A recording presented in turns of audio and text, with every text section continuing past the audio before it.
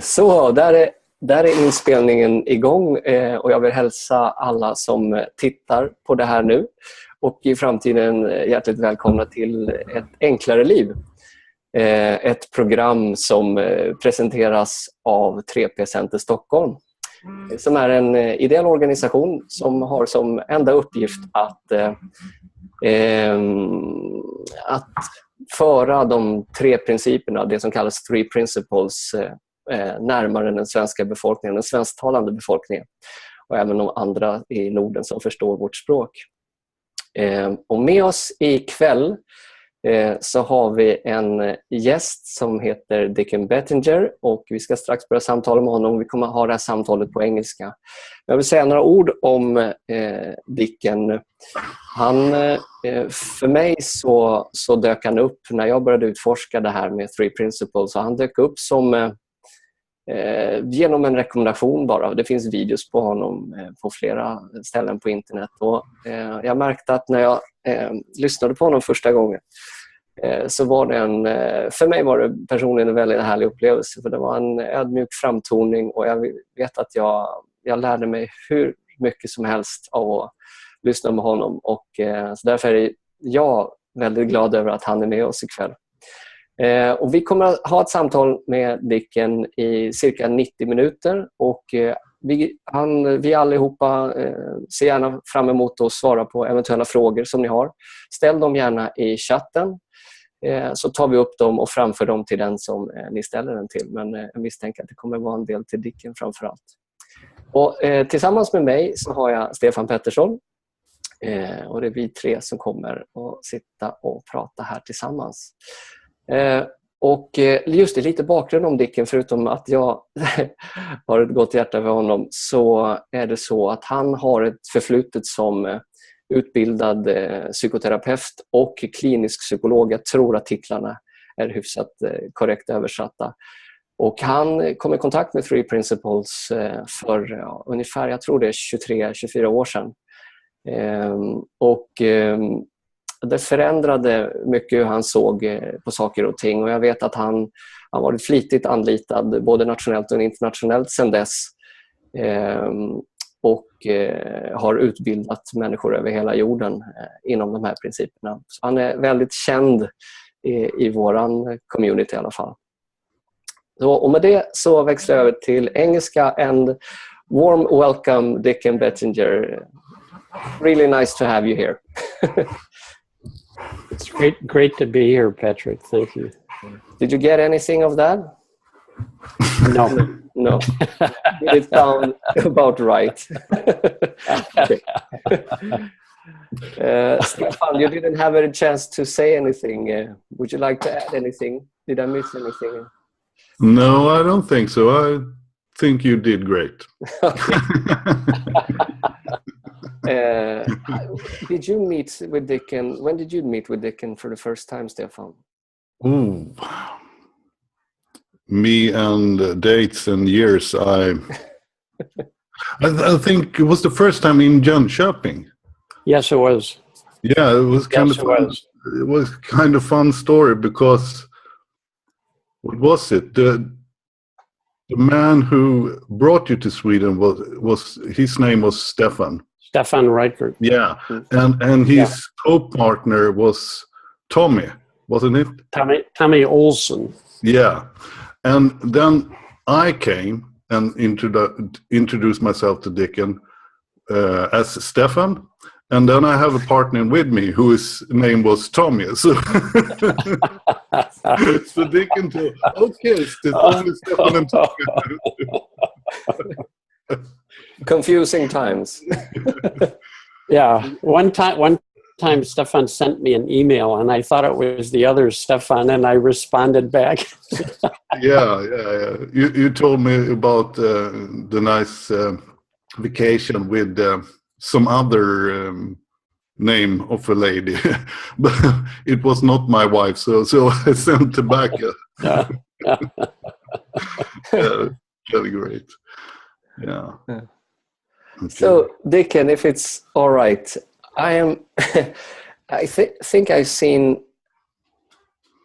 I don't recall how many videos I've seen with you over the years, but I cannot seem to remember you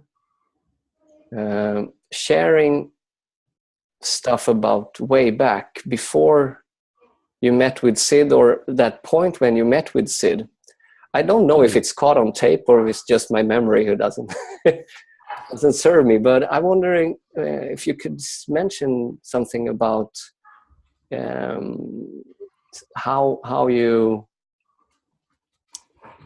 did life before you met Sid, and how it came about that you met with Sid. Okay. All right. I started off when I graduated from college. I started as a high school English teacher, and I was 22 years old, and I looked about 16. And I was teaching kids who were 16, 17, 18 years old. So I looked younger than the kids in my class. And I think because I looked so young, as the year went on, more and more kids started coming to me to talk about problems they were having in their life or difficulties. And I was very interested in finding out what I could share with them that would be helpful.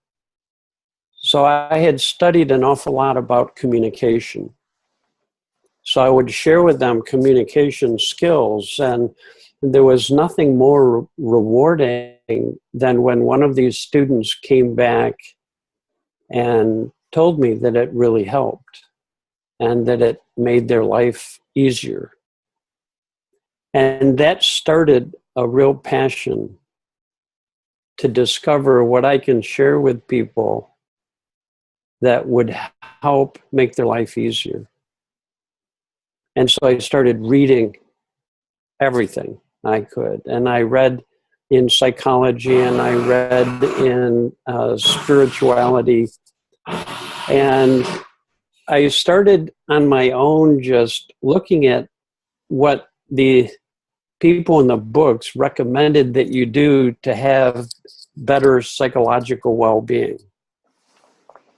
So gradually over time, I became a real ardent meditator, and I gradually worked up to meditating 4 hours a day. And I worked on identifying what I was thinking during the day and then trying to improve it and make it more positive. I had trained myself to wake up at the end of REM sleep and recorded all of my dreams, 5 dreams every night in full length, and would work on those. I did affirmation notebooks. I had structured journals and unstructured journals. I was reading several books a week. Pretty soon I would go into a bookstore and I would have read every book in the psychology and spirituality sections. I was fascinated with the notion that you could work on yourself and improve yourself. I really was taken with the whole notion that you have to work really hard to become a more loving, a more compassionate, a happier person. And so I started going to meditation retreats. I started studying with teachers. I started going to workshops. It was a lot of work. I would get up at 4 a.m. to start. So I taught high school for 6 years, and then I went back to school in the middle of that and got my master's degree. And then I went back in again to get my doctorate in counseling psychology. And so I left after I got my doctorate. I moved to the state of Vermont and became a licensed psychologist and started practicing as a licensed psychologist. And I practiced for 10 years and as a psychologist before I met Sydney Banks. So I was basically asking people to talk about their lives and talk about what was difficult in their lives. I became a really good listener, and then at some point I would be able to suggest to them something they could do to become happier, because I had practiced and studied all the different techniques that you could use that would help you. And sometimes they would help people. It would also get them very dependent upon techniques. It made them very dependent upon looking for something on the outside, which is what I was doing. And I met Sid Banks, and he said the opposite. He said, if you look to the outside, you're already in trouble. If you look to the outside, you're looking for something in the outside world that you think is going to make you happier. And you already have perfect well-being inside of you. And it's just your thinking that covers over your perfect well-being. And that every time your head clears, you'll see that you feel better and you think better and you do well. But if you're looking to the outside, you're going to spend a lot of time thinking about yourself and your life, which is what I did.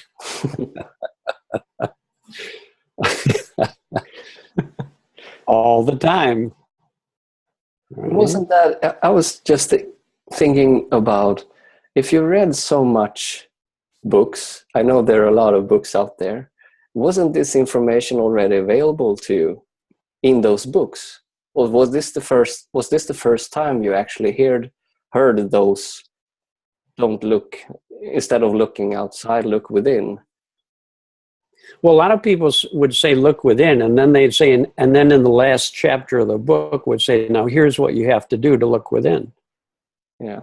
And so I would, in every book I would get, I would look to the last chapter first, because that's where they told you what to do. Mm-hmm. And I never found a teacher before Sid Banks that didn't suggest something that you should do. Okay. Not one. Honestly, I didn't. I always got so excited because I knew, jump to the last chapter, read what they say to do, doing that, and then read the beginning and see what else they have to say. So if you would take those books and just tear out the last chapter of all of them, you are just spot on all of them. I did. I, in a sense, I was a last chapter collector. Honestly. I could talk to people all day long about what all the great teachers around the world were suggesting that people do. All the great teachers. I could honestly tell you exactly what they said. This is what you need to do in order to become healthy. So even people that were talking about the formless nature of human beings, that were connected to the energy of life, even those teachers would say, but you'll need to do some form of meditation. Or you'll have to. No, I'm not against meditation, and that's not the point. But they would always say there are things you need to do in order to realize your well-being. And Sid Banks said, well, that didn't happen that way for me. I didn't do any techniques, and I had no teachers, and I didn't even read books. And I had an insight that began to really change my life. And then I had another profound shift in realization, which some people would call an enlightenment experience. And it completely changed how I looked at life. And he would say, every human being has the potential to have insight that will change how they see life, and insight doesn't require hard work and effort. As a matter of fact, hard work and effort is using your mind in such a way that it occupies it with things to think about and do, which keeps you from being open to having insight. That is funny. So that's I sort of I think it was very, very helpful because I had spent so many years trying so hard by looking to things to do and looking for teachers and books, that I was hopeful that someday I would find something that would bring real ease to my life, and that's what I wanted to learn, so then I could share that with all the people that I had been talking to who were having difficulties in life. And when I met Sid Banks and he started talking about you have perfect well-being inside and that you can't think your way to greater well-being. No one can.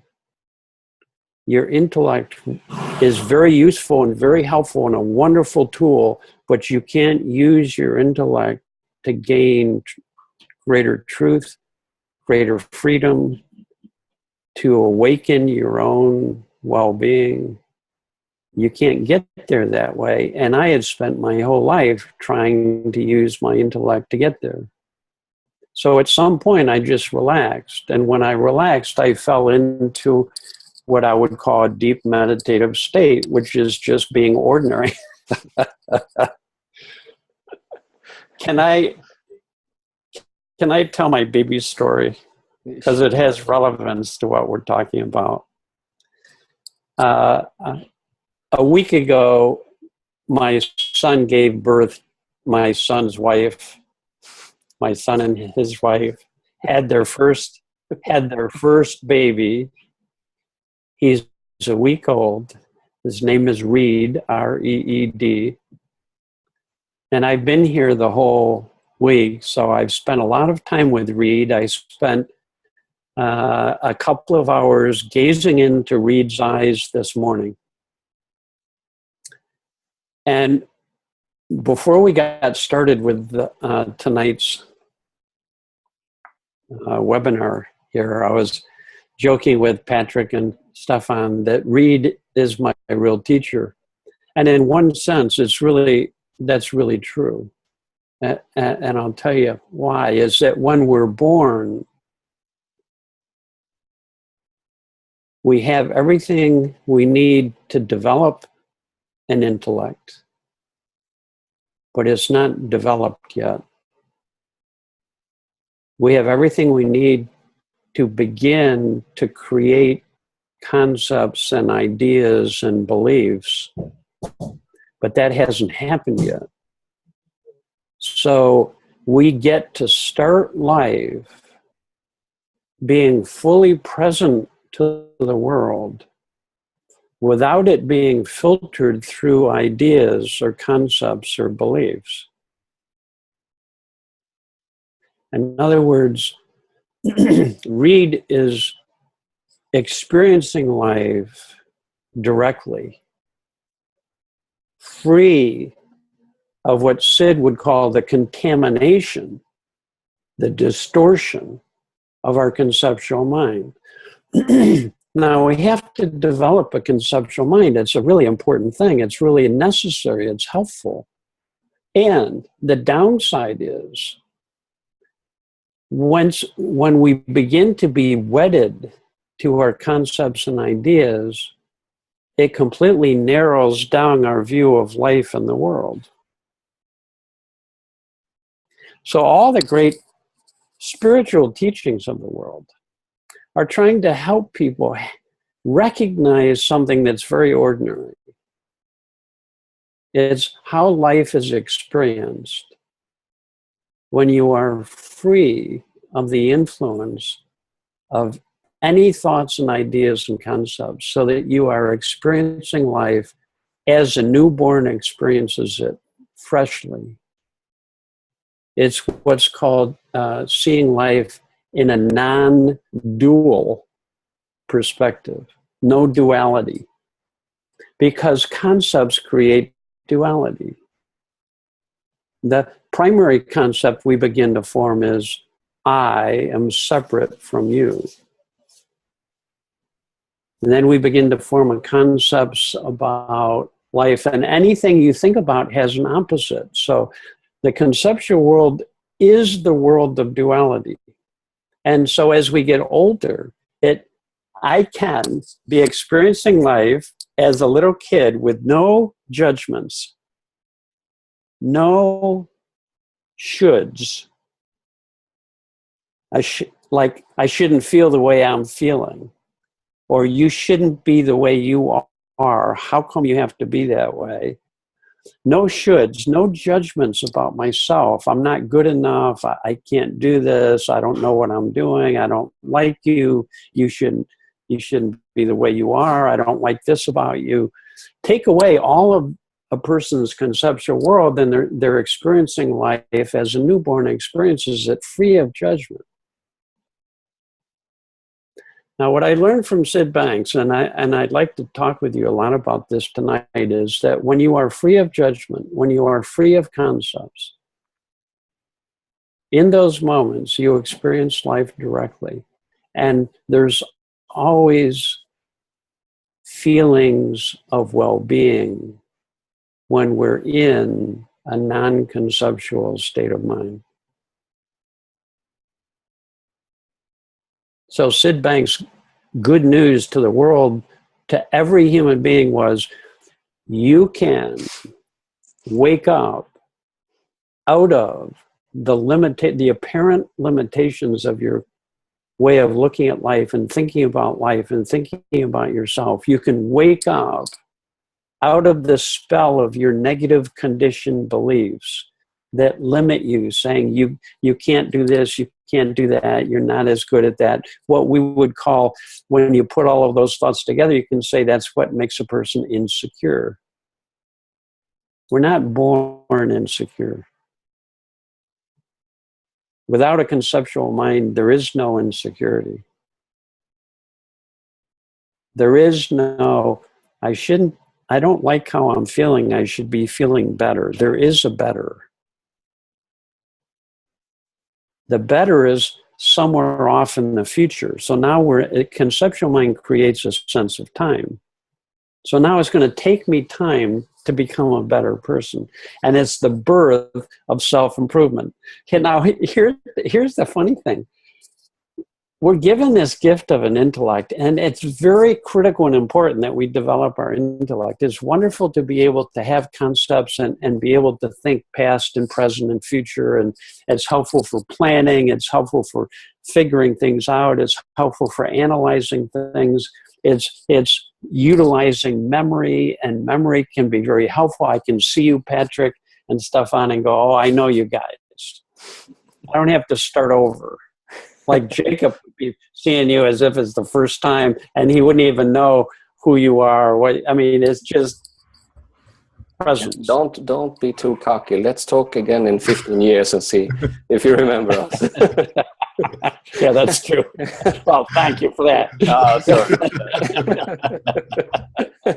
I may not have to wait that long. Sorry. It's already happening. Yeah, so, yeah. Anyways, this is what I'm fascinated with, is that for me, the principles give us great hope. We're thinkers, and we can wake up out of thoughts that limit us and make us insecure.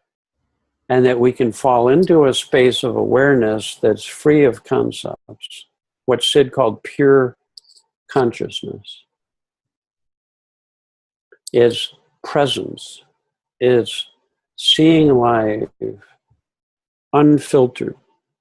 It's seeing life as it is. And a little glimpse of pure consciousness, of seeing life as it is, informs us so that even when we go back into our conceptual mind, we're seeing a different world now. We're seeing life through a different lens. We have a different understanding. We don't take our concepts or other people's concepts so seriously. We see that every concept is only a thought, and any thought will come and go. It's arbitrary, it's made up. It's what Sid calls the great illusion. When we see life filtered through concepts, we're not seeing life as it is. We're seeing life through the distortion of whatever concept we have.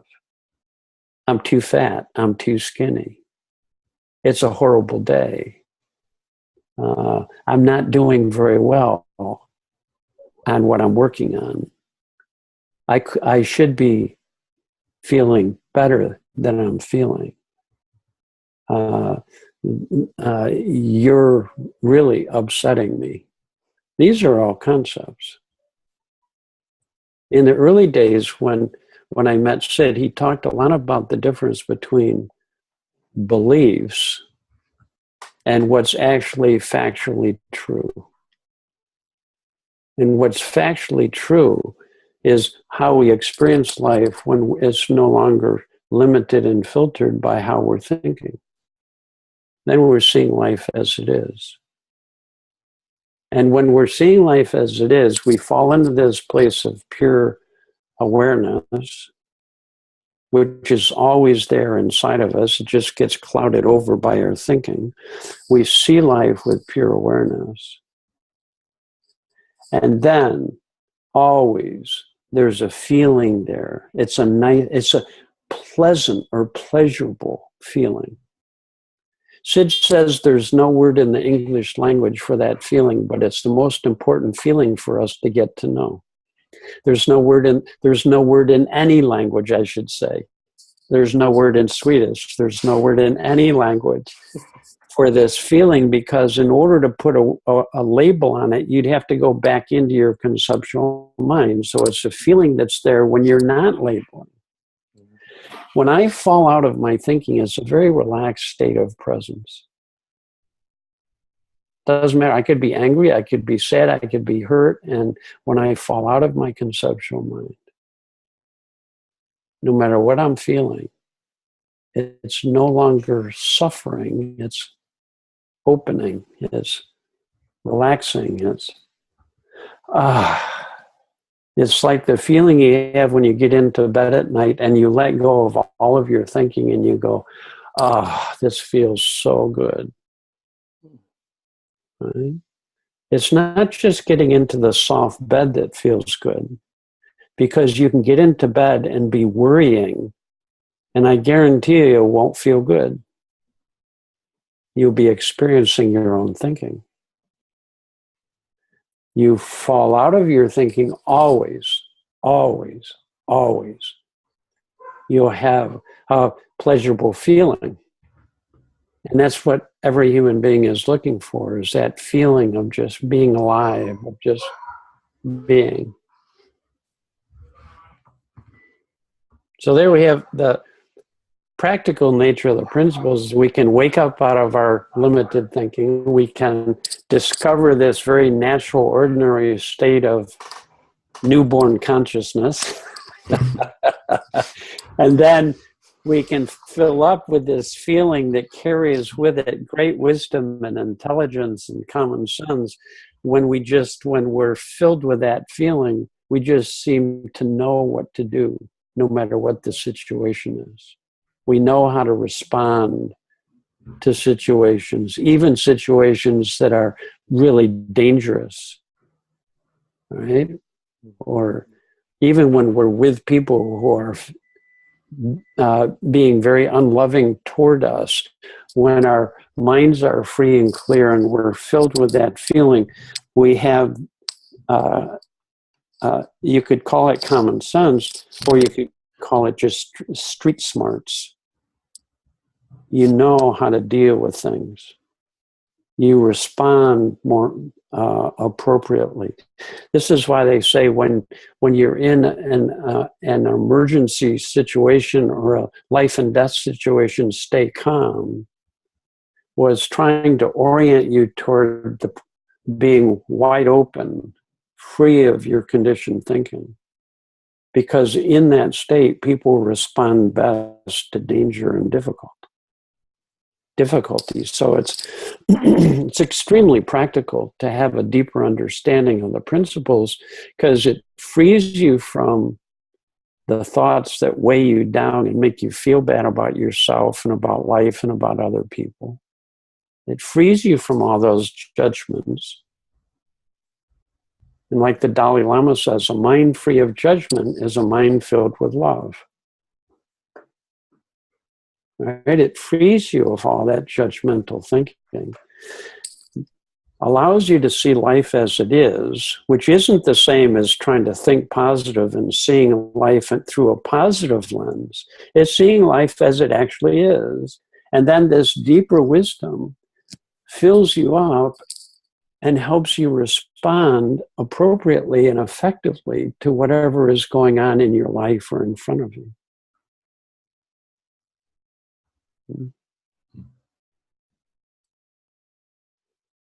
So I started off my quest trying to find what would help make teenagers have an easier time of their life, because my life wasn't all that easy as a teenager. I was racked with insecurity. I couldn't talk to girls until I met my wife. Fortunately, I found my tongue just in time.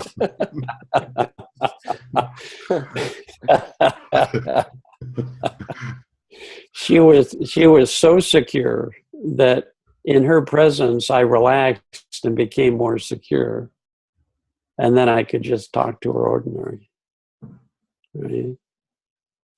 So then I met Sid Banks, and ever since then, that was 30 years ago, and ever since then I know that this is the answer for what ails not just each individual person, but what ails the world right now.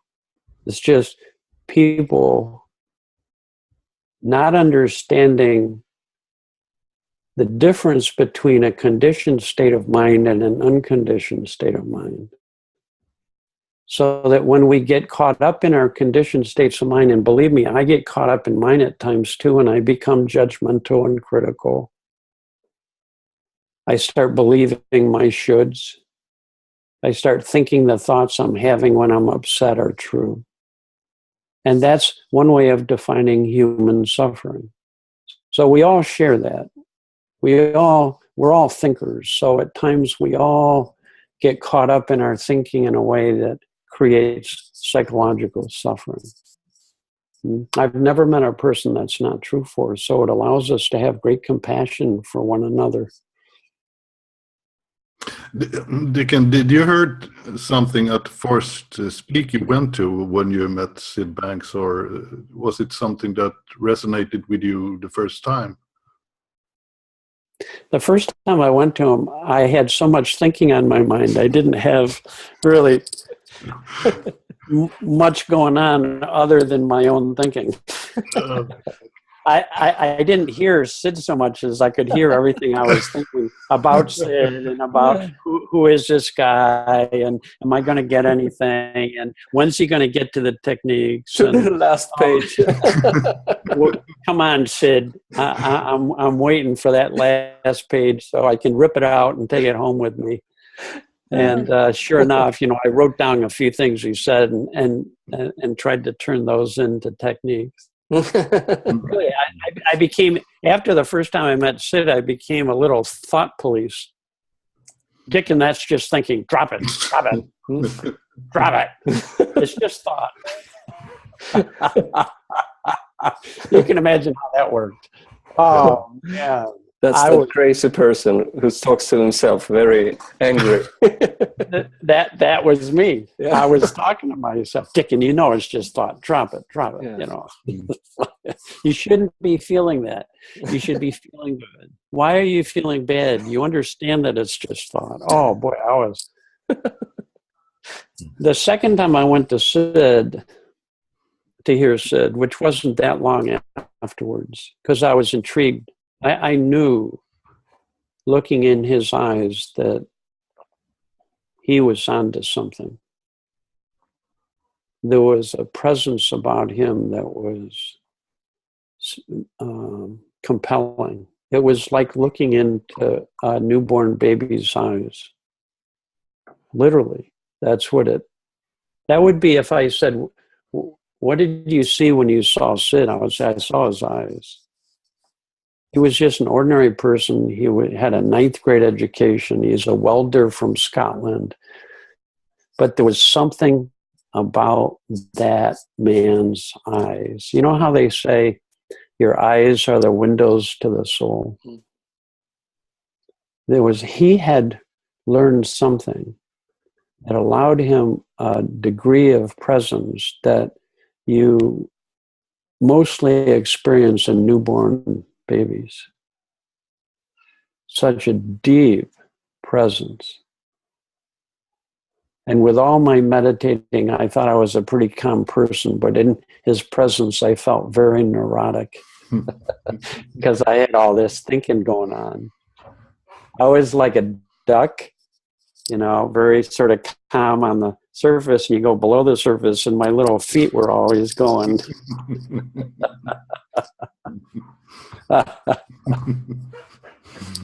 Okay. How did your practice transform after you understand the principles? When I went back to be with clients, I had really started to get a glimpse for myself that when I was feeling anxious or upset, if I kept thinking about anything really, it would keep that feeling alive. So it really became impossible for me to ask people to think about something that had happened to them in the past and keep talking about it. Because I could see I was really asking them not to talk about it, but to start thinking about something unpleasant, pull up some negative memories, and now think about them and keep thinking about them. And as you do, you're going to get more and more upset. Right? So people would talk about things and they would cry and they would get upset. And I thought I was helping them get those feelings out of them. That was back in the early 70s when I was working as a psychologist. That was pretty much the predominant notion that people have all these repressed feelings inside, and therapy provides a safe place for people to relax and get their pain out. And the more they talk about it and get it out, the healthier they will become. And after many years of doing that, I found out people didn't necessarily get healthier, they just got better at thinking about things that would make them really upset and then talking about it with other people. So people would say to me in those days, Dicken, how are you doing? And if I felt good at the moment, I wouldn't say I'm feeling great. I would think back to the worst thing that had happened to me that day, and I'd say, well, I've really been having a rough time. You know, I'm so upset. I'm so upset about this election that's happened, and oh my God, I'm so pissed off. I'm pissed off, and let me tell you how pissed off I am. And then I would go on, and then the other person would get upset, and they would be, and I'm saying, boy, we're really sharing deeply. We're having a very deep conversation here about life, and thank God I can share what I really feel. And so the notion was your upset is what you really feel, and your good feelings are just on the surface. So I refused to talk to people about what I saw to be superficial things. So if somebody was in a great state of mind and wanted to talk about the weather, I'm going, I don't do that. I only talk about important things. The things that when you talk about, you get upset. I'll talk about that. Because I'm a very open, vulnerable man, and I'm not afraid to share my feelings of fear and anger and hurt and upset. See, there's nothing wrong with sharing those things. But when that's my whole world, and when I think that that's what's real, and when I spend a lot of time thinking about those things and living in upset or insecurity, or fear, or anger, or hurt, then I'm suffering psychologically. And so this was when I began to learn about the principle of thought, that we're always and only feeling our own thinking. It really changed my work with people. I could not ask people to keep thinking about and talking about things that I could see.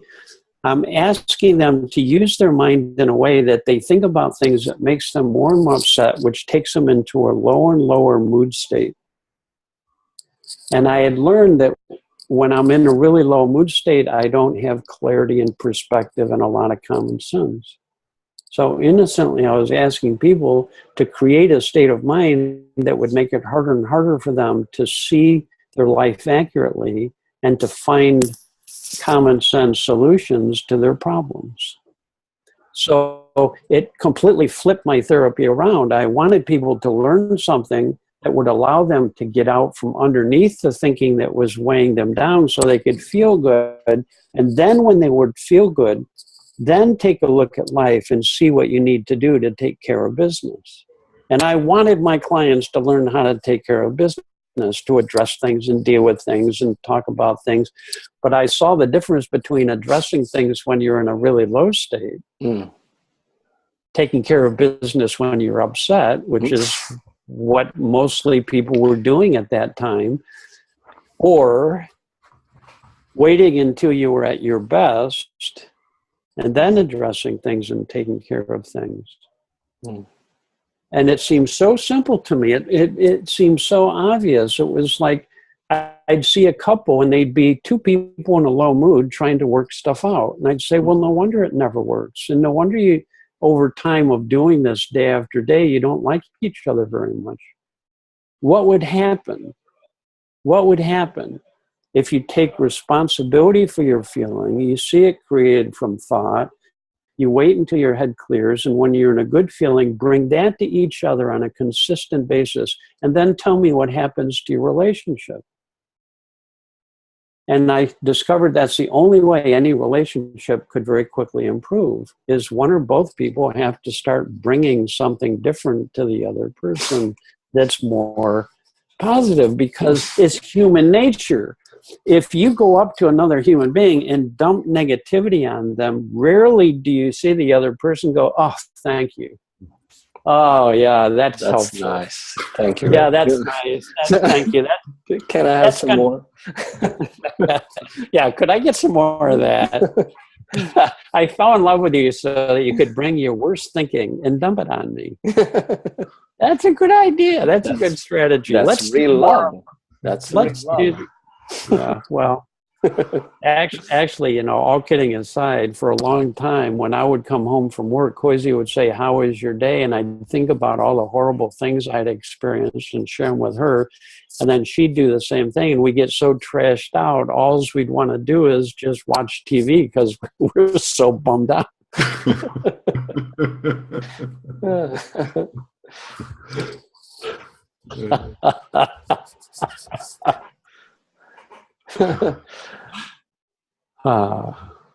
It's all very innocent. All very innocent. Yeah, and you got to see a lot of TV shows. That's great.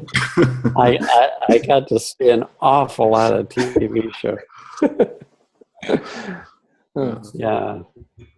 How has Koizi, your wife, how has she been a part of this more than being married to you? did she meet with Sid as well, or? Yeah, she did. If I may, when I fell in love with Koisa, I had never met anybody like her before. She was the least judgmental, most loving, most compassionate person I had ever met. I never saw her act out of upset.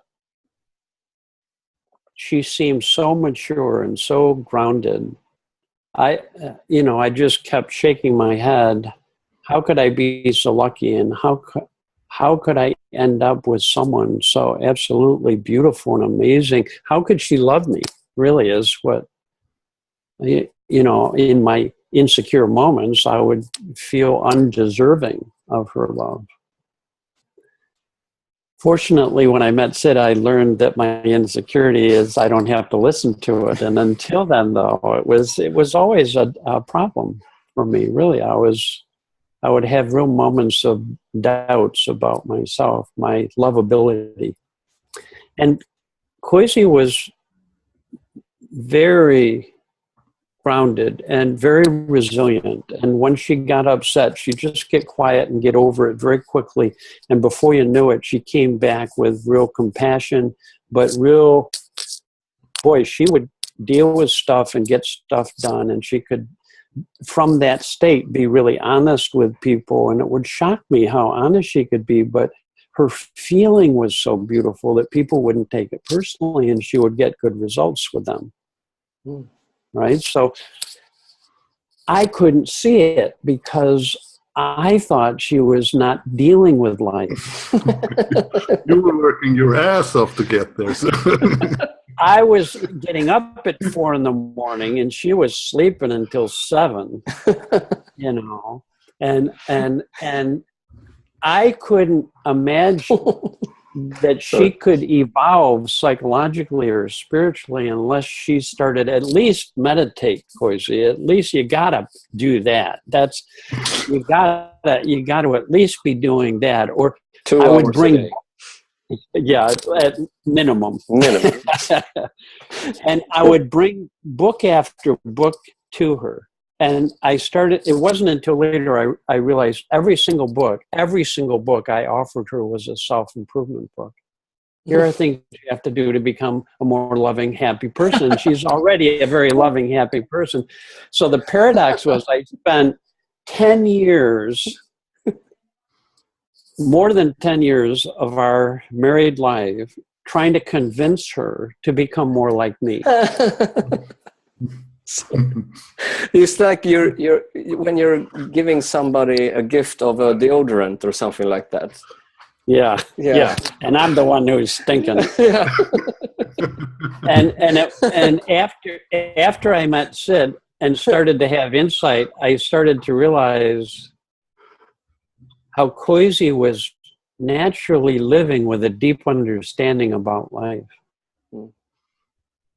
And I was, talk about being brought to my knees with humility. I couldn't apologize enough to her for badgering her for so many years to do self-improvement stuff.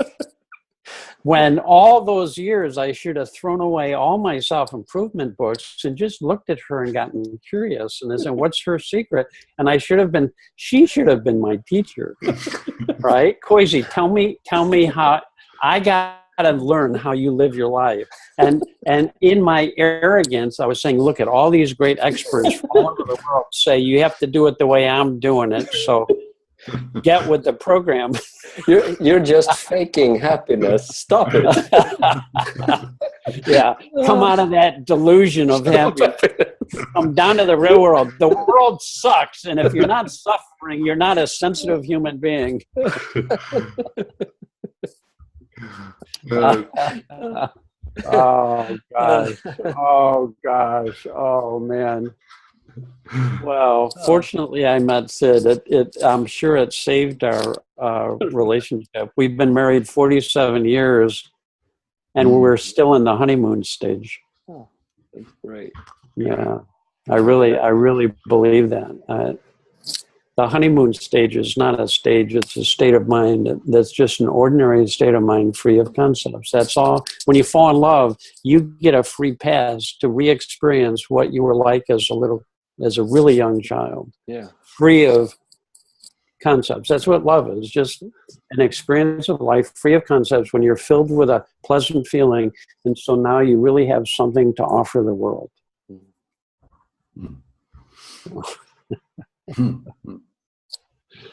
Oh boy. I had no idea what a big ego I had and how arrogant I was and how I thought I was really better than most people because I didn't see anybody else meditating 4 hours a day, and I was working up to 6 hours a day. I was really determined I needed to do 6. And when I met Sid, I threw away all of my workbooks.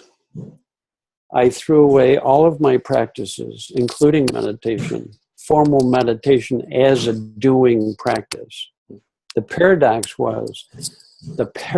was I became way more meditative throughout the day, way less thinking on my mind, way more relaxed and aware and alert and just present, way more living with access to common sense than before when I was meditating for 2 hours in the morning, an hour in the middle of the day, and an hour before going to bed at night. Honestly, I became way more overall. My level of well-being was higher when I began to realize that you already are a natural meditator. And your feelings of tension and upset invite you to let go of everything you're thinking, which is the opposite of what I used to do. When I would feel tension or upset, I'd go, what's wrong and what do I need to do to fix it? And I'd start thinking about it. And I would think way more, right? And so this was the absolute opposite. My tension and stress, I began to see as friends, letting me know I was getting caught back up in my conceptual mind. And no wonder I'm struggling and having difficulty. I've created in my mind a real separation, good and bad, right and wrong, should and shouldn't, which is part of the conceptual world. If I start thinking about things, that's what is created. All right? When we fall out of our thinking, we fall out of our the duality of life and experience life in a more direct way. And that's when we have the greatest access to love and wisdom. No question in my mind. No question. And so when I would feel tension and stress, it would help free me from my conditioning. Free me from memory. Free me from the past. Throw me into an awareness that had less distortion in it. And then just be patient and go about my life and then see what made sense and trust that and go with that and do that. Dicken, can you tell me how would that look like to you? The tension as an invitation to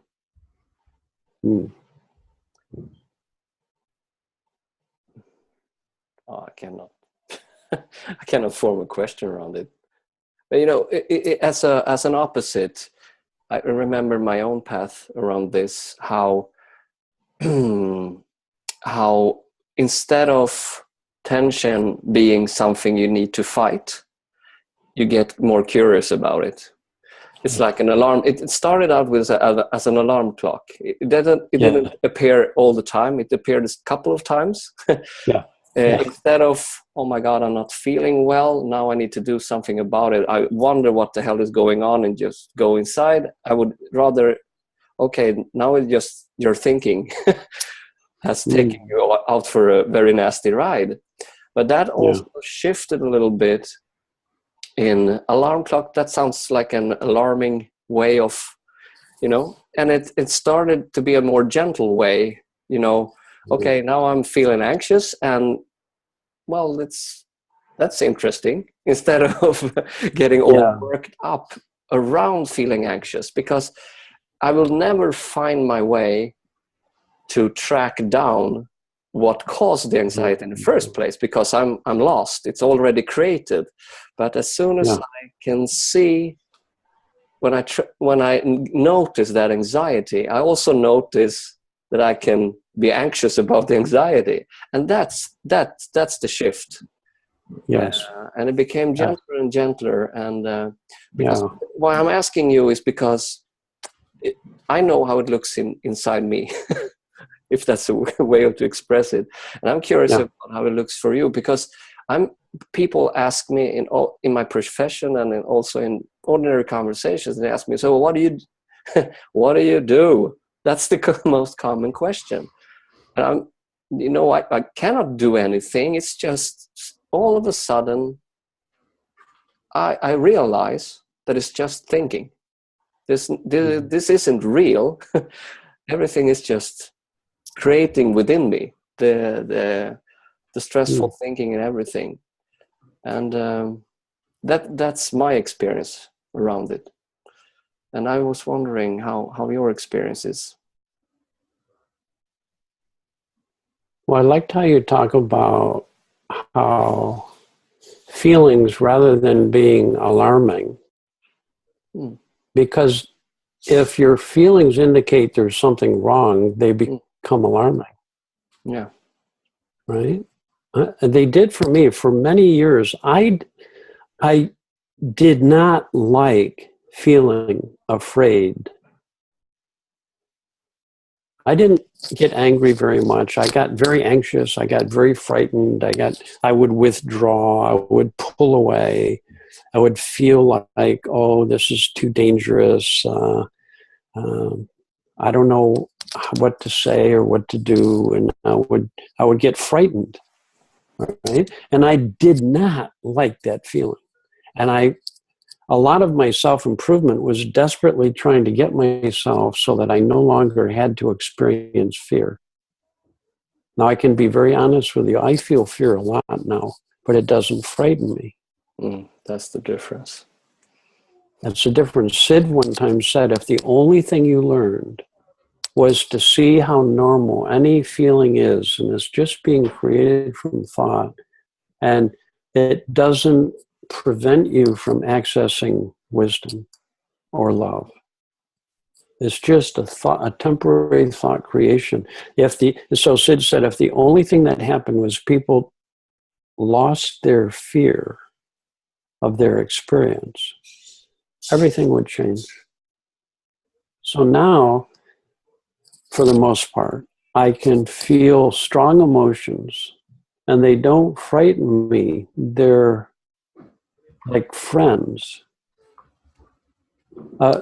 Tension and fear and upset are like friends that invite me to let go of everything I'm thinking. As Sid would say, in order to find pure consciousness, there's only one way. You have to go beyond all concepts. Right? Like when we fall asleep, you can't fall asleep unless you let go of everything you're thinking. Falling awake is exactly like that, but you don't go to sleep. Now, people in sports do it all the time, so you don't have to sit down to do it. You can be running around on a soccer or football field like I did for years, my favorite sport, and I would get present and in the zone, which in order to do that, you have to let go of your conceptual thinking. You can't think and play sports very effectively. Yeah, that's what they call the flow state. Yes, the flow state. So the flow state is our natural state of mind. Little Reed is living in a state of flow and presence and non-duality and just being. Yeah. It's our natural state. And so then feelings invite us to come home Natasha and I wrote our book, Coming Home, which is falling out of this thought world of concepts and ideas into the now. So at any moment, a human being is either experiencing life through their conceptual mind or they're experiencing life free of their conceptual mind. So in other words, you have two people, they're both afraid, and one is doing a lot of thinking about it, and the other is not paying any attention to what they're thinking, and they're just resting in the present moment as it is. Very different experiences. So now I don't even have to be afraid of being afraid. To me, the question is, am I making up stories about it? Or am I just being?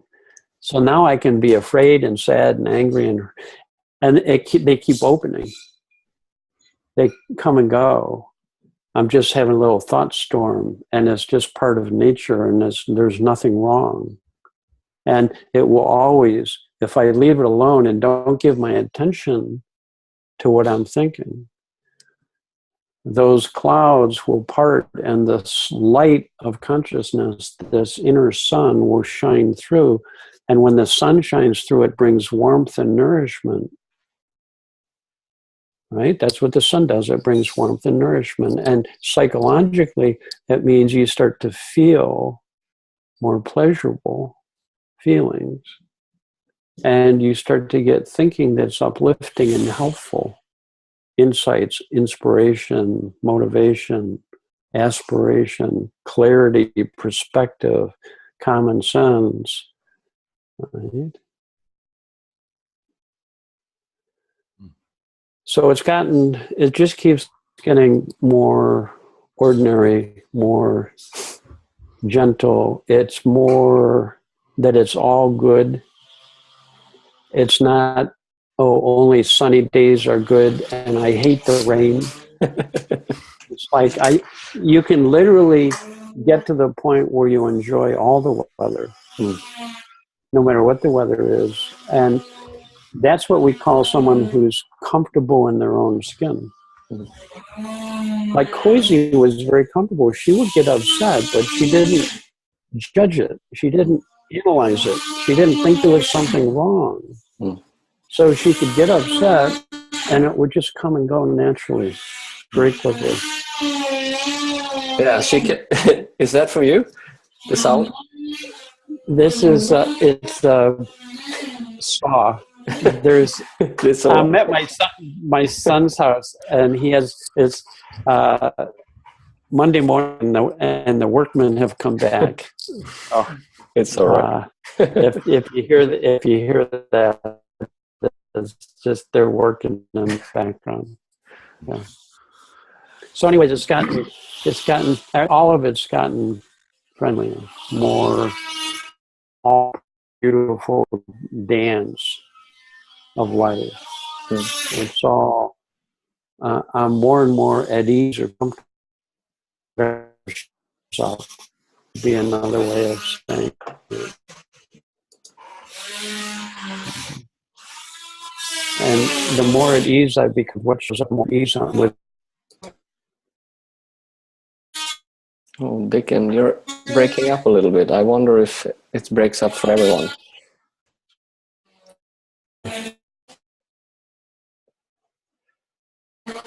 We'll see. We'll see if it comes back. Hopefully it'll. Sometimes that happens on Zoom or Skype. But yeah, it's actually mentioned something about my internet connection, but hey, what can I do? It's just like our feelings coming through. Yeah. It creates interference. Yeah. You know, our conditioned thinking, it creates interference, and then you just wait a little bit. Yeah. There's really nothing wrong and nothing to fix psychologically. And then you'll get the wherewithal to take care of business in life, whatever needs to be done. It makes people very proactive in life when they are guided by this deeper common sense that shows up when people are not in their conceptual mind. Automatically and immediately, people have more common sense. Yeah. More love, more understanding. Without trying, it's just automatic. Mm-hmm. Yeah, and they don't. There's a notion around that when you find the inner peace, you will just relax, put your feet up and don't do anything, become very much passive in life. But that is not my experience at all. But I can see that people who are used to do life with all these activities to disengage from everything, disengage from that, what's it called, hamster wheel? Yes, the hamster wheel. That seems very, very passive, but that's only from that type of perspective. Yes. Well, that's true. If when I was seeing the world not as I was experiencing my own thinking, then I was experiencing the world. And to feel peace, I had to basically escape and get away from the world. So a lot of people are afraid that if they feel peaceful, they won't care about the world. They'll withdraw or turn away from or close their eyes on the world. But what it's more like is if you're driving down the road in your car and it's snowing out, and it's snowing out and you can't see through the windshield, right?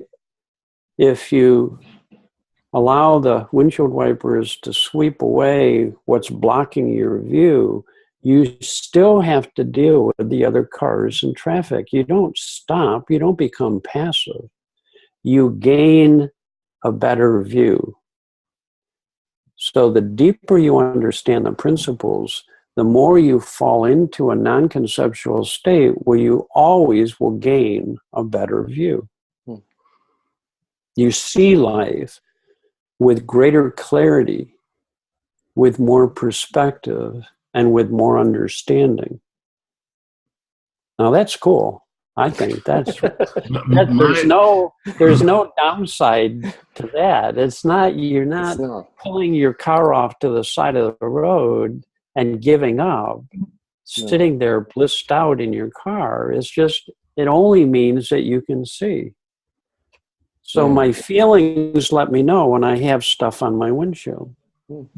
And when I fall present, there's nothing I have to do. The system knows how to clean the windshield when I get out of the way. In other words, that's what I learned from Sid. You can't think your way to well-being. So thinking doesn't turn on the windshield wipers. When you realize that you can't think your way to clarity, the windshield wipers come on automatically. That's actually one of... Sorry, Stefan. No, that's good. What I have experienced, it's I don't care so much about me anymore. Beautiful. Beautiful. So that's a beautiful thing. When we're involved in our own personal thinking, we become very egocentric. Can I give an example, or do we want to open it up to... Go ahead. I encourage everyone to use the chat function in Zoom. So the chat is still empty, so you're actually answering all the questions now while you're speaking. So, there's a question now. Yeah, good. We got a question. Can you say it again? No, I can't. Okay.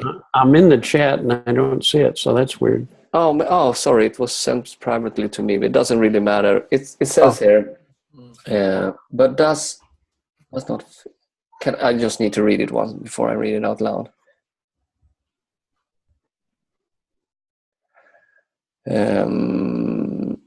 It's not a complete sentence, but the main thing I think this person is asking is, can it take years and years for some people to get it? Well, yes and no. I mean, I have clients who I've seen for a long time, and I've had other clients I've seen for 5 minutes. And you never know when somebody's going to have an insight. So in actual fact, it doesn't take time to have an insight, because it doesn't take time. You can have an insight at any moment. So the way I look at it is, we're all apples on the tree. And some fall off early on in the season, and some hang on for a while. Falling off is a good thing. Falling off is a good thing. You're gonna fall off. It's the nature of human beings to have insight. It's the nature of human beings to be their natural state, to be comfortable. It's the nature of human beings to be happy. It's the nature of human beings to be loving. It's our conditioning that makes it seem unnatural to be relaxed, peaceful, and loving. It's our ideas that said, that's not good, I can't do that, that doesn't count. Well, often when I work with clients, they'll like working with someone who is extremely depressed. And they come to see me and we're talking, and 10 minutes later, we're both laughing. And I say, right now, you're not depressed, are you? And they said, oh, yes, I am. Don't you dare take my depression away from me. I'm laughing now, but I'm still depressed. Well, they didn't. It's not until you understand that every single feeling can always and only come from inside of you. It doesn't come from outside. It's only then that you can begin to see that thought creates our unhappiness and thought creates our happiness. And when you begin to see that, then when you feel happy, it does count. It just means your head is clearing. Is when our head clears of unhappy thinking, we feel happy. If you are wedded to positive thinking, that's not true happiness. That's conditional happiness. It's not unconditional happiness. Little Reed is not working really hard to think positive right now. My little baby, my little week-old baby. Are you sure about that? That's a challenge. He told me this morning. He said, come on, Dicken, it's easier than you think. Yeah. That's what he said. You're working too hard still. You're working too hard. You know, just relax. We got this covered. Yeah, I love the way you were... you have a thumbs up on answering the question. And I was just wanted to say something about how you began this conversation with... sharing that the intellect is a tool, and it's a lovely thing to have, and it for Reed, who is 1 week old, he's developing. It's not original to him at all. So he's learning to create. This tool is created after the fact that he was born, or probably before, probably inside the womb as well. It started to develop. I don't know exactly if we can have a, but so that's I don't know. I think what I would like to say about that is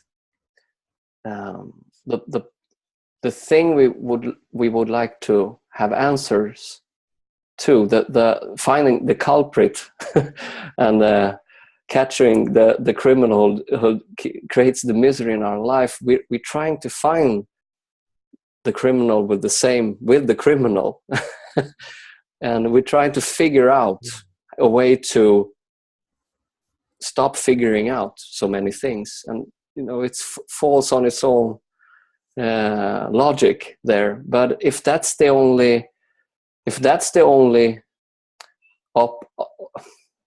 way to operate, of course, if we depend on our intellect for everything, we will of course use our intellect to try to solve this question and find that happiness. But the happiness is already there, and it's just once the intellect quiets down, it's when you actually see it. And I love the way you said about it, that you can create a conditional, your conditional mind can create happiness, but that's a different thing. Yeah. It creates suffering as well as unhappy and happiness. And when I work with people who have really embraced techniques to think more positively, they are feeling better than when they used to think negatively all the time. So there is improvement. There's no question. And I'm glad for that. And I'm happy for that. But it's a workload. It's a lot to work on, to be thinking positive all the time or trying to think positive. It's a workload. Man, I used to have to remember affirmations to say, right? And so I'd be thinking a lot about what positive things I should be thinking. And what I began to discover is when I let go of negative thought, I would immediately start to feel better. And when I would let go of positive thinking, I would just gain a greater ease. I would be even more relaxed, be even more comfortable, more present. Because when I was thinking positive, I leave the present moment. So my wife could tell I became a positive thinker. And I didn't feel bad most of the time, but I was preoccupied all the time. My kids called me Space Cadet because I wasn't present. And I wasn't unhappy. I wasn't unhappy. I wasn't walking around, I wasn't angry. I wasn't sad. I just was preoccupied. Yeah. I had a lot of thinking about and a lot of it had to do stuff with myself. Yeah. I was thinking about how I could be happier. Yeah. And when I fall out of my conceptual mind, I disappears. Because I is just a bunch of thinking you have about yourself. I disappears, and I joke around, the room shows up and other people show up. It's like, wow, you're here? It's like, as a preoccupied thinker, I would come home from work and I'd be there thinking about all the things I thought I had to think about to become a better person. And halfway through the evening, one time my wife walked up to me and in a very playful way, she knocked on my forehead. She said, "Hello. Is anybody home? Are you going to come out tonight and play with us, or are you going to stay in there all night?" That's a beautiful metaphor. Yeah. For ego is just not coming out of our own personal thinking and being playful in the world. That's ego is a self-involved thinking. When I start thinking about something, I have to leave the world. Leave the room to think about it, even if it's positive thinking. Yeah. When I fall out of all thinking, I'm like Reed, I'm just there, present, awake, in the room, alive. And then this deeper wisdom lives me beautifully, knows how to live me perfectly. Hey, somebody asked a question. Yeah, they're from Ivan Carlson. Can you read that question? I've asked my girlfriend to play with the thought that she is living in the feeling of her thoughts. Ooh. That's no. Thin ice. You're on thin ice. She won't, because she says that if she does, that she is selling out who she really is. Have you met anyone with that argument? Yeah. I had that argument when I came across the principles. Oh, absolutely. I thought who I really was my capacity to experience pain. I thought that was a deeper, truer self. And I was afraid I would lose something of value. And a lot of people are afraid that if they begin to wake up out of their condition thinking they'll lose something of value. And I can tell you from 30 years of talking to people about thought, when I see people gain a deeper understanding of life, they don't lose anything of value. They lose the stress and tension and burden that's in their thinking that keeps them from being able to be more present and alive and effective in life. It's a little bit like if you're driving your car with the emergency brake on and you never realized it, and then someone says, oh, do you know what that is? If you take that off, it gets easier to drive around. You don't lose anything of value. You lose what was holding you back in life. But people have to see that for themselves. You can't just walk up to somebody and say the way you're thinking about life is limiting you, and you're not able to get the value out of life, and you're blocking your own capacity for love and wisdom. And you can't. I tried that too with my kids and with my wife, and I made a mess of things. And so I just had to live this and forget about trying to teach it to other people. I just had to live it. And as I became more present and more loving and understanding, they started to change. And as it became more loving and understanding, at a certain point, everybody in my family, it took 6 months, but everybody in my family began to ask me more about the principles, because they could see whatever I was learning was making me a better father, a better husband, a more loving, present, more playful, more alive person. And they're going, well, you're onto something. You have some credibility now, so I guess we can ask you. I'm curious now. And before that, I didn't have much credibility. It was the blind trying to lead the blind.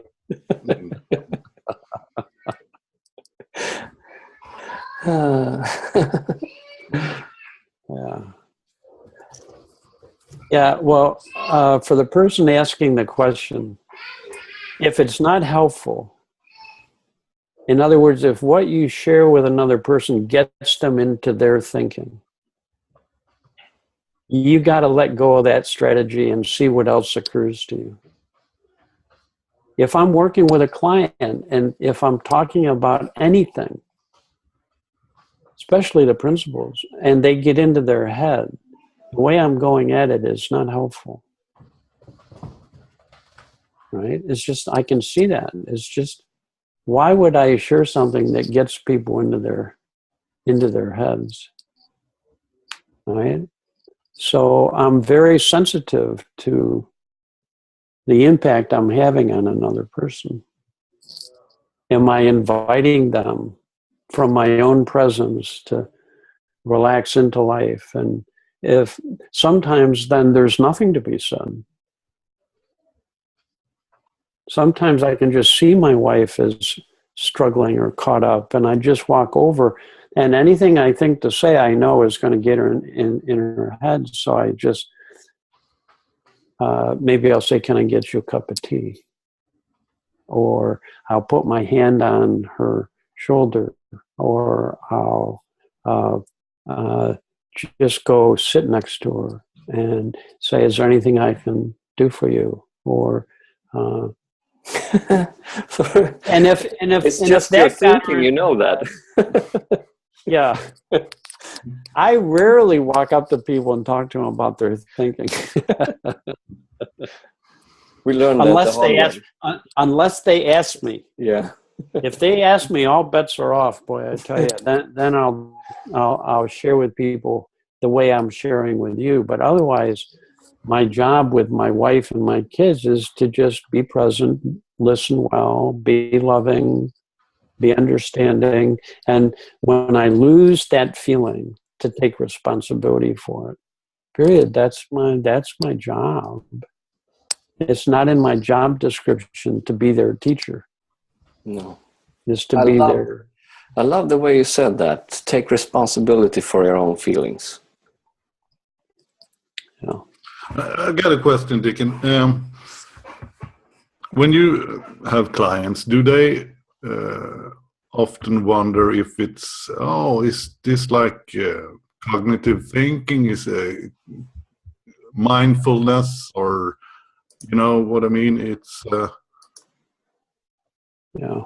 They think it's some kind of cognitive technique you have to learn to master this. Yeah. Well, there's a short answer and the long answer. The longer answer has to do with, I'm trying to point you towards something that's already true. It's not my idea, and it's nobody's idea. It would be like if I was pointing you toward gravity. I'm not making this up. And it doesn't matter what I believe about it or not, it still exists. So there are three things about human beings that are absolutely factual, that are not made up. We exist. You're alive. It's not made up. Even if the person got curious about the fact that right now we're alive, and you paid attention to the experience of being alive, if you really paid attention to that, you'd become enlightened. It'd take you right out of your conceptual mind so fast you wouldn't believe it. Because if you look at a fact, you're really looking right into the heart of life itself. You're looking at what already is true. It just is. The fact that we're aware, that all human beings are aware, that's not a belief. So if you get curious about the fact that you can be aware, and you notice while you're experiencing anything that you're aware of, that'll take you right out of your conceptual mind so fast you won't believe it. You rest in awareness. It's one of the oldest teachings in the world. You begin to fall back and identify with awareness rather than the content of awareness. You begin to see the contents of awareness come and go, but awareness, the fact, doesn't come and go. It just is. Right? All human beings think. That's a fact. There's mental activity going on inside the head of everybody, or we'd be dead. So if you become curious about the fact that we think, not what we're thinking, just the fact that we're thinking, it would take you into such a quiet, deep place where you would be witnessing the creation of thought and experience. So the cleanest way to help people is to point them towards something that's not personal, that's factual. And if I do a good job at that, I don't have a lot of questions or argument. Who's going to say I don't think? Human beings don't think. Right? Well, have you noticed that when your thinking changes, your feelings change? Have you noticed that? Isn't that interesting? That seems to be true for everybody. Isn't it interesting that when you're upset, when your head clears, you start to feel better? Isn't that interesting? Let's talk about that. And if I'm really pointing towards something that's factual, it will help set that person free, because there's no argument with facts. If I present a belief, like you should be present all the time, you should live in the now, that's a belief. That's not a fact. They'll argue. They'll say, I can't do that. I don't know if that's what I want to do. Wait a minute, there's exceptions. What about this? What about that? Right? Yeah. And it's kind of interesting because when I nowadays get those questions from people, okay, so sometimes I'm up in my head and try to explain something. Yeah. Then I know, okay, now I'm pointing in the wrong direction. So yeah. That's right. Me too. Me too. Me too. Me too. Me too. Me too. And so when I get in my head, I lose that feeling of presence and aliveness. And I wish we could do a whole seminar on just this. When we're resting in the feeling of being alive, everything becomes evident. It's the most direct way to fall beyond your personal thinking. Sid used to reduce his whole teaching sometimes down to one phrase: listen for this feeling. When you really listen, you fall out of your conceptual mind. You can't think and listen at the same time, as a friend of mine says, right? Listen is a metaphor for just falling beyond your conceptual mind into pure consciousness. Listen. And at some point, you'll notice there's a feeling that's pleasurable. Rest in that feeling. Tell me what happens. Tell me what happens to your life. All right? When I don't like my wife and I don't like how she's being, it used to be that was an indication she was off and I had to talk to her about it. So Patrick, this is the taking responsibility. If my feeling is off, it's my feeling that's off. Yeah. And that when I realize that and I listen, you can't stay upset in a state of listening, in a state of presence. You're not listening is not holding on to anything you're thinking. That's what it is. So listen is a metaphor. It's been around for centuries. Listen. And as your personal thinking begins to dissolve, which it always will in a state of listening, you'll notice you start to have a nicer feeling. Even when I'm really upset, if I just step into this state of listening, already it begins to open up. I can feel myself relaxing a little bit. Right? And then I disappear and the room comes back and people come back. And wisdom comes forward. And I just suddenly can be kind as opposed to moaning about something or complaining. Instead of complaining about something, that falls away in a state of listening. So it's a shortcut. It's a clue. So it was a helpful. If you want to simplify the principles down to you, simplify it to listen.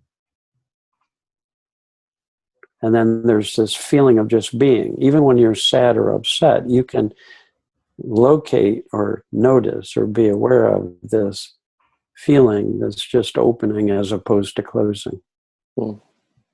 And in that feeling, you'll find all the knowing and wisdom and common sense you need to deal with life.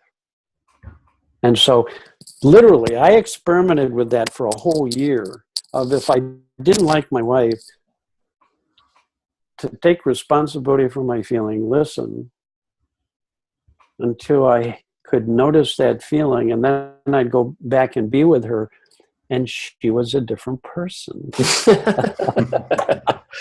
I don't get it. Transform right before your eyes. That's strange. She's still complaining, but now she's sort of cute as opposed to, why you have to be this way? You know, like when you fall in love and the other person's really in a bad way and you, oh, sweetie, come here. And you have all kinds of compassion for the person. Well, that happens to anybody when they fall out of their personal thinking. When the ego falls away, it's built into us to be loving and compassionate. I'm convinced of that.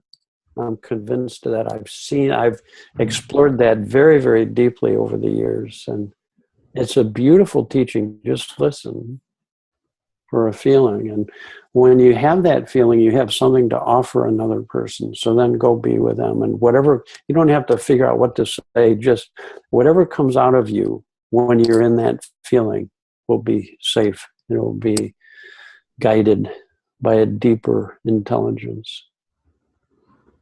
So. Okay, guys. Yeah. I got a little guy waiting to teach me more. I got to learn some more before my next webinar, so I have something to say. Next time we bring on Reed. So. Can you please ask me if it would be up there in this show? Well, Dicken, from the bottom of my heart, it was a pleasure having you with us. And you have already seen a couple of comments there, I think, in the chat. Yeah, it's very nice. Very, very nice. Thanks, Marie and Maria. Thanks, and Naomi. Thanks for doing this with us. We think we create something of value, and we record this and put it up on a YouTube channel. I cannot thank you enough for doing this. No, my pleasure. It's been great being with both you guys again. Really. Thank you. Okay. All right. Take care. Take care. Good. Bye. Bye-bye. Bye-bye.